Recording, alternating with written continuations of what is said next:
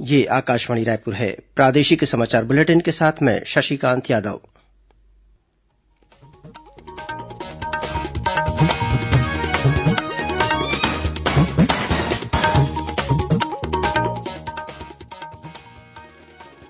और अब पेश है आज के मुख्य समाचार। छत्तीसगढ़ में आज कोरोना संक्रमित 85 नए मरीज मिले। बीते 24 घंटों के दौरान कोरोना से 2 लोगों की मौत। प्रदेश में कल राज्य स्तरीय ई लोक अदालत का आयोजन किया जाएगा। Council for Indian school certificate examination ने 10वीं और 12वीं कक्षा के परीक्षा परिणाम घोषित किए। और कबीरधाम जिले में हुई करीब 72 लाख रूपये की लूट के मामले में पुलिस ने 6 आरोपियों को किया गिरफ्तार। 68 लाख रूपये से अधिक की राशि बरामद।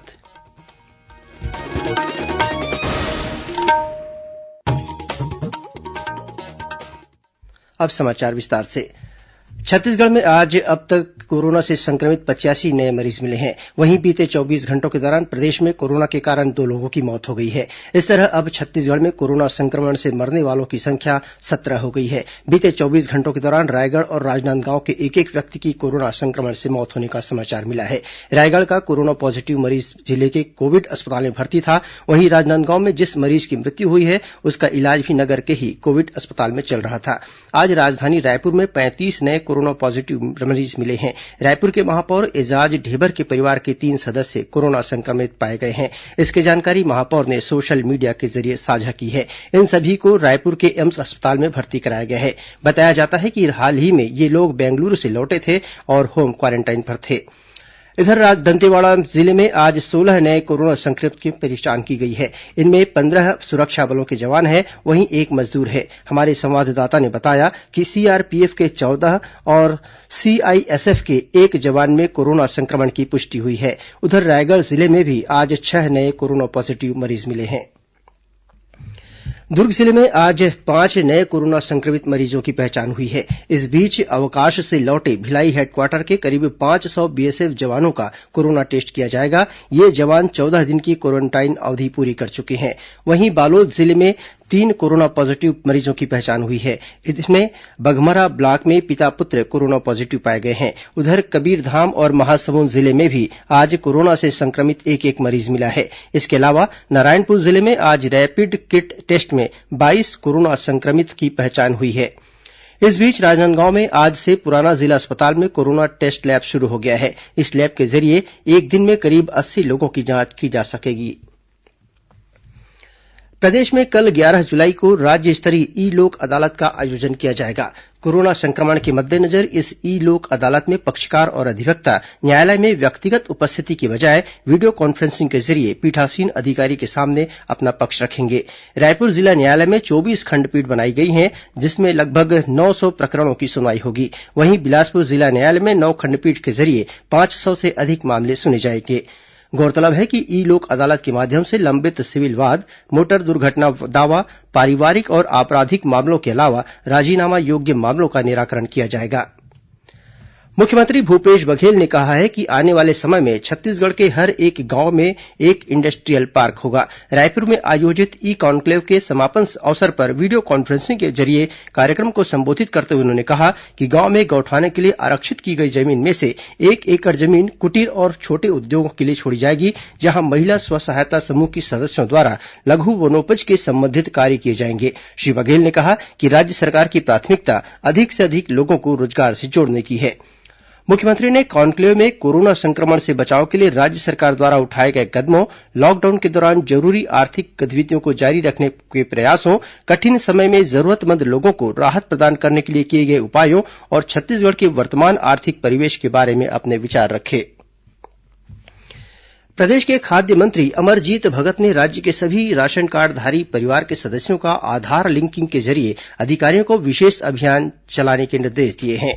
मंत्रालय में आयोजित खाद्य अधिकारियों की बैठक में उन्होंने कहा कि आगामी अगस्त माह से one nation one ration card योजना लागू किया जाना है। इसके लिए सभी लोगों का आधार लिंकिंग जरूरी है। श्री भगत ने 10 से 31 जुलाई तक विशेष अभियान चलाकर आधार लिंकिंग का कार्य पूर्ण करने के निर्देश अधिकारियों को दिए।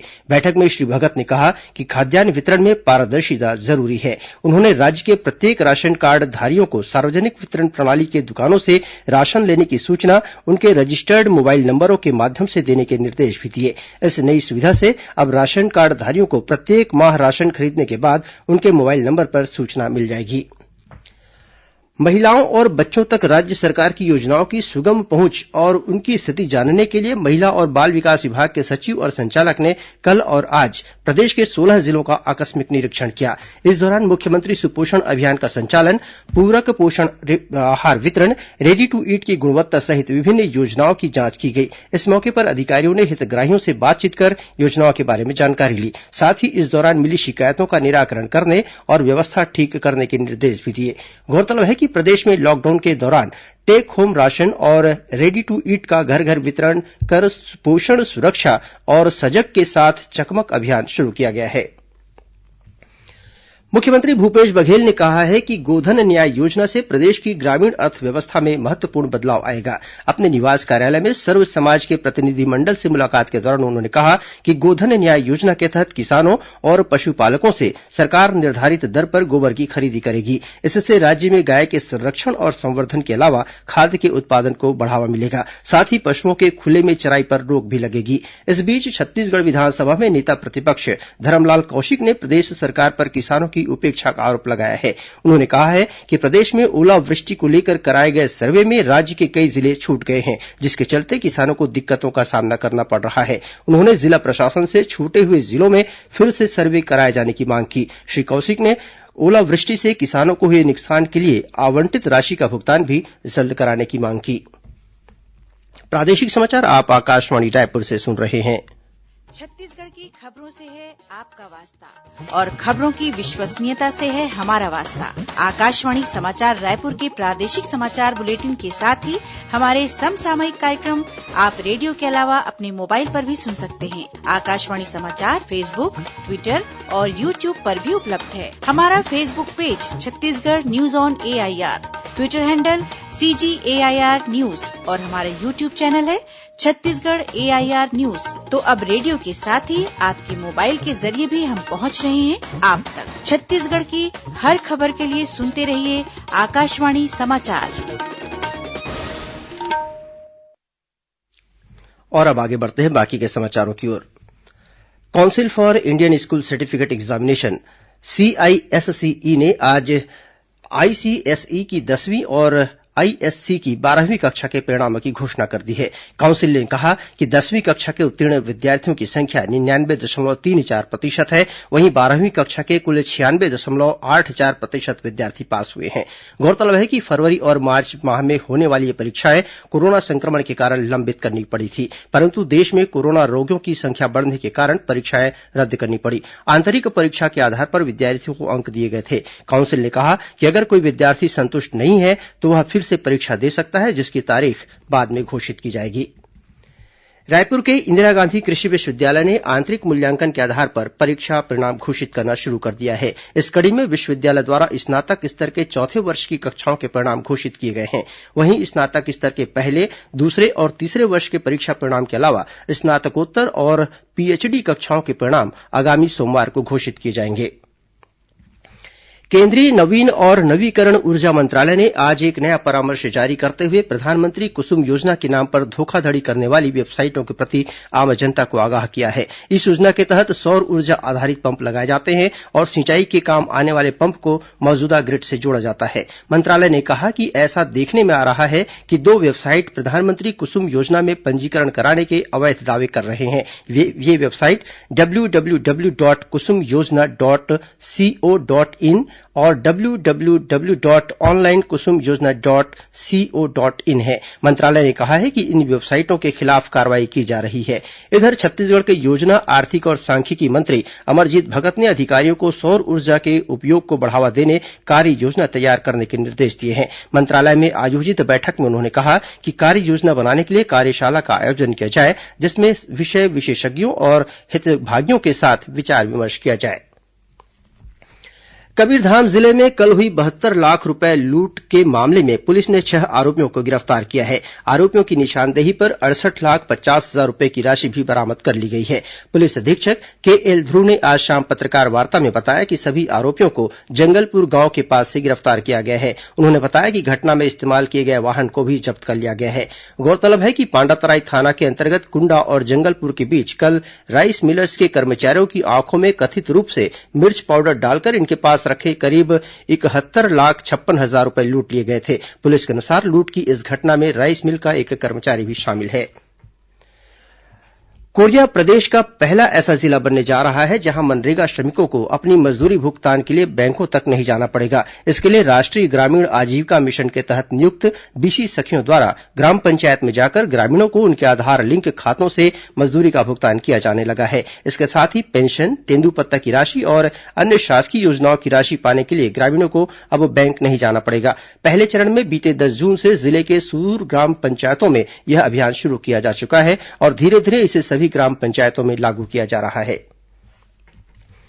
बस्तर जिले के सभी विकासखंडों में मलेरिया की रोकथाम और बचाव के लिए संदेश देने प्रचार रथ रवाना किया गया है। इस रथ के जरिए मलेरिया, डेंगू, उल्टी दस्त, कोरोना संक्रमण, मातृ शिशु स्वास्थ्य के साथ परिवार कल्याण विभाग की अन्य योजनाओं की जानकारी स्थानीय बोली, हल्बी, गोंडी और हिन्दी में दी जाएगी। साथ ही संदेश पत्र को मितानिन, आंगनबाड़ी कार्यकर्ता, कोटवार रोजगार सहायक, पंचायत सचिव और सरपंचों का सहयोग लेकर प्रचारित करने का कार्य भी करेंगे। यह प्रचार रथ जिले के हाट बाजारों और रास्ते में पड़ने वाले गांवों से होकर गुजरेगा।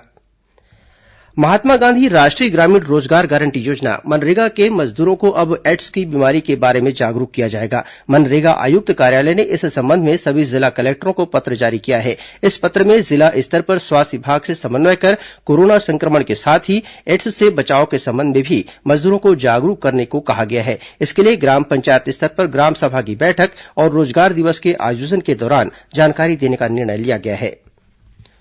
कोरोना वायरस के खिलाफ जंग लड़ने वाले योद्धाओं की कलाई पर इस बार राखी पर्व के अवसर पर धमतरी जिले में तैयार की जा रही राखियां सजेंगी। मिली जानकारी के अनुसार जिले के छाती गांव की मल्टी यूटिलिटी सेंटर में बांस और गोबर से बनाई जा रही मनमोहक राखियां स्वास्थ्य, पुलिस, पंचायत और ग्रामीण विकास विभाग के अलावा आदिवासी विभाग तथा स्वच्छ भारत मिशन के 10,000 से अधिक भाइयों की कलाई सजेगी। बताया जाता है कि अलग अलग विभाग के लिए बनाई जा रही राखियां उनके कर्तव्य के अनुसार डिजाइन की जा रही हैं। कोंडागांव जिले में स्पंदन अभियान के तहत पुलिस अधीक्षक सिद्धार्थ तिवारी ने पुलिस कर्मचारियों से बातचीत की। इस दौरान उन्होंने उनकी समस्याएं सुनी और पारिवारिक पृष्ठभूमि के बारे में जानकारी ली। पुलिस अधीक्षक आज जिले के माकड़ी और विश्रामपुरी थाना के अलावा बांसकोट चौकी भी पहुंचे और यहां पदस्थ पुलिस अधिकारी और कर्मचारियों से व्यक्तिगत चर्चा की। इस मौके पर उन्होंने पुलिस कर्मचारियों को स्वास्थ्य का ध्यान रखने और तनाव मुक्त रहने की सलाह दी। और अब पेश है मौसम का हाल। प्रदेश में अगले 24 घंटों के दौरान कुछ स्थानों पर हल्की से मध्यम बारिश होने अथवा गरज चमक के साथ बौछारें पड़ने की संभावना है। वहीं 1-2 स्थानों पर भारी बारिश के साथ आकाशीय बिजली गिरने की चेतावनी भी दी गई है। मौसम विभाग से मिली जानकारी के अनुसार प्रदेश के सीमावर्ती राज्यों में बने कम दबाव के क्षेत्र की वजह से प्रदेश के उत्तरी भाग में आज अधिकांश स्थानों पर हल्की से मध्यम बारिश दर्ज की गई है। और कुछ अन्य खबरें संक्षिप्त में। जांजगीर चांपा जिले में लैब टेक्नीशियन की भर्ती के लिए 9 सितंबर को आयोजित होने वाला साक्षात्कार अपरिहार्य कारणों से स्थगित कर दिया है। रायपुर जिले के मंदिर हसौद थाना क्षेत्र में दोहरे हत्याकांड का मामला सामने आया है। नवगठित जिला गौरेला पेंड्रा मरवाही में गौरेला थाने की पुलिस ने गांजा तस्करी के आरोप में 4 लोगों को गिरफ्तार किया है। इनके पास से 9 किलो गांजा सहित 48,000 रूपये नगद और 2 मोटरसाइकिल जब्त की गई है। वहीं बिलासपुर जिले की रतनपुर पुलिस ने भी 3 किलो गांजा के साथ एक आरोपी को गिरफ्तार किया है। और गरियाबंद जिले के इंदागांव थाना क्षेत्र के अंतर्गत पुलिस ने एक आरोपी को गिरफ्तार कर उसके पास से तेंदुए की खाल बरामद की है। अंत में मुख्य समाचार एक बार फिर। छत्तीसगढ़ में आज कोरोना संक्रमित 85 नए मरीज मिले। बीते 24 घंटों के दौरान कोरोना से 2 लोगों की मौत। प्रदेश में कल राज्य स्तरीय ई लोक अदालत का आयोजन किया जाएगा। Council for Indian school certificate examination ने 10वीं और 12वीं कक्षा के परिणाम घोषित किए। और कबीरधाम जिले में हुई करीब 72 लाख रूपये की लूट के मामले में पुलिस ने 6 आरोपियों को किया गिरफ्तार। 68 लाख रूपये से अधिक की राशि बरामद। इसी के साथ प्रादेशिक समाचार बुलेटिन समाप्त हुआ। नमस्कार।